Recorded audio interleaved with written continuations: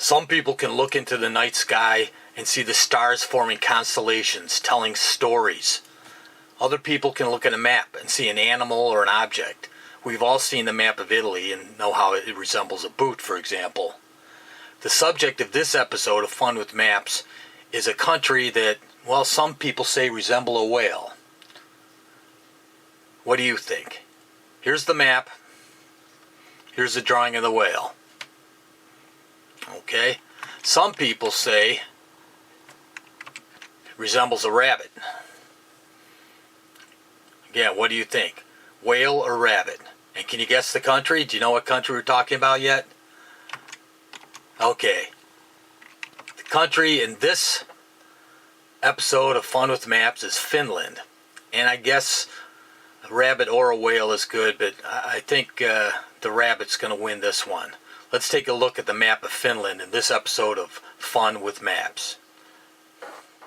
So whether you see it as a whale or a rabbit or something else, this is the map of Finland. Here it is in Europe.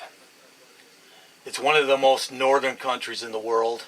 It's one of the Nordic countries. Nordic from the word Norden, which just basically means the north. So the Nordic countries are Finland, Sweden, Norway, Denmark, Iceland back here, and also the territories. So you've got the Faroe Islands here, you've got the Åland Islands here, and you've got Greenland way up there. So those are the Nordic countries.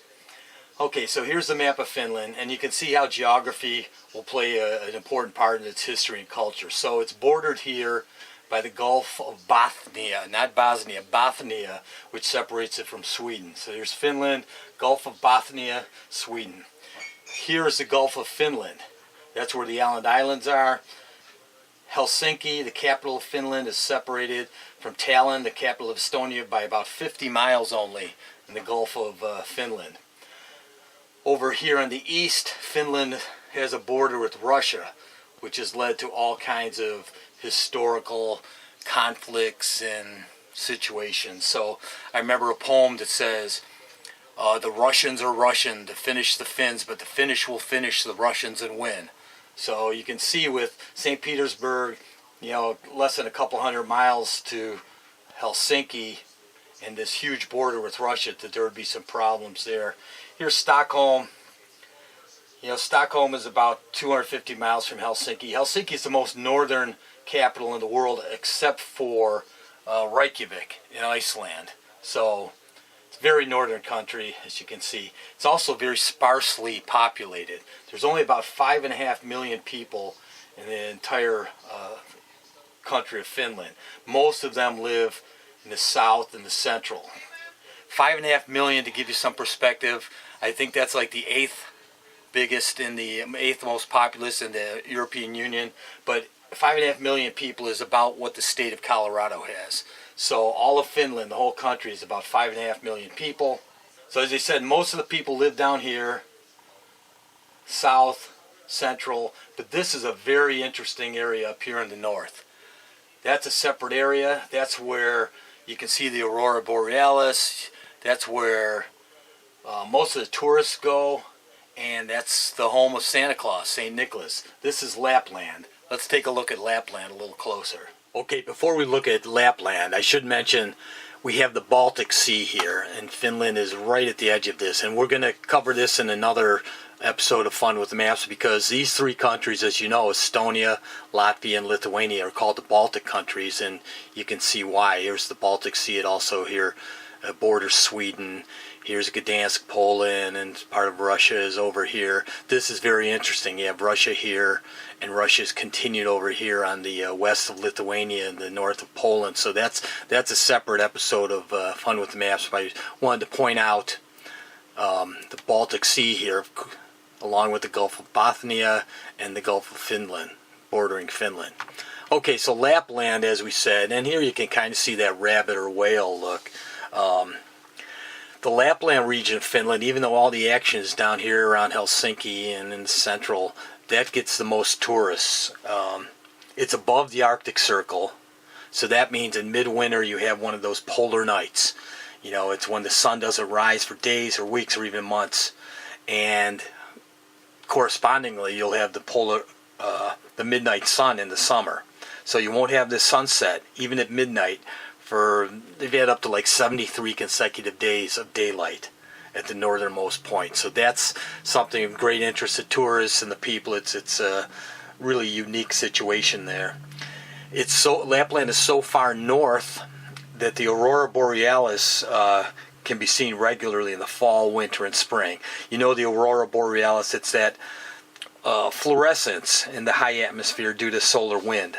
So Lapland is so north, you can see that, 3 seasons of the year. Now, Finnish Lapland is also regarded as the home of St. Nicholas, or Santa Claus, and there's several theme parks there, and that's probably why there's so much tourism, along with the aurora borealis and other things. So there's a Santa Claus village, and there's a Santa park, and other things like that. So Finland, just 5.5 million people, and not that big. It's got a lot of action. So when I was a kid, I used to collect stamps. I remember seeing stamps that said the word Suomi on it, Suomi. And of course, it turns out the name Suomi is the Finnish word for Finland. Stamp collecting was a great way to learn about different cultures back then, and some geography and words and language like Suomi in Finland. Now when I think about Finland, if you woke me up in the middle of the night and asked me about Finland, I'd probably come up with 4 things right away. And first would probably be Nokia. Nokia is the mobile phone manufacturer. It's a global leader in communications. It's one of the 500 biggest companies in the world.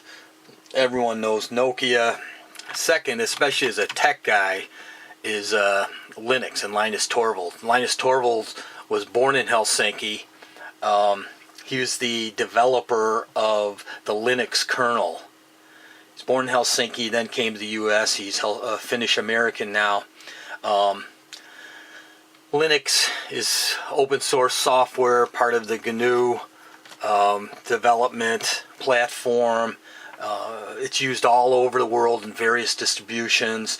It's included in other operating systems such as Android and Chrome OS. But whereas operating systems from, say, Apple and Microsoft, you had to buy it either with the hardware with Apple or separately with Windows with Microsoft, Linux is free and open source, and it's worked on by a community. It's an open source development project, and Linus Torvalds from Helsinki was the chief developer of Linux. And Linux is a fantastic piece of technology, and we owe a lot to it. The third thing I might think of right away, which I wouldn't have several years ago, are these guys, Angry Birds. Everyone with a cell phone has played Angry Birds. It's a fantasy-based video game. There's movies about, TV shows, I think. A Finnish company started it, Rovio Entertainment. And, the birds try to save their eggs from those green pigs, and you try to collapse the buildings onto the pigs and save their eggs, and that's Angry Birds. That's a Finnish company called Rovio Entertainment came up with that. But the main thing about Finland to me, if you woke me up like you say at 4 a.m. or midnight or something and said, tell me something about Finland, I would tell you the word which has become my favorite foreign language word, I think. Years ago, just a few years ago actually, my friend Ken Quiggle, who is a delegate for the Finnish Cultural Garden here in Cleveland, Ohio, he introduced me to this word, and it's a word that describes the Finnish character. It's a word that doesn't have a direct translation to another word in English or any other language. The word is sisu, S-I-S-U, sisu. And I guess you could describe sisu as courage, grit, fortitude, pointedness of purpose when it looks like the odds are against you, grit, words like that. It's a character that lets a country like Finland do battle with a much larger opponent like Finland. You know, the odds are against them, but they have this sisu, and it's that gritty, never give up the ship type character. And sisu is what led to that poem. The Russians are rushing to finish the Finns, but the Finnish will finish the Russians and win. So sisu is a great word. Strictly Finnish, describes a Finnish character, but I like to use it all the time now.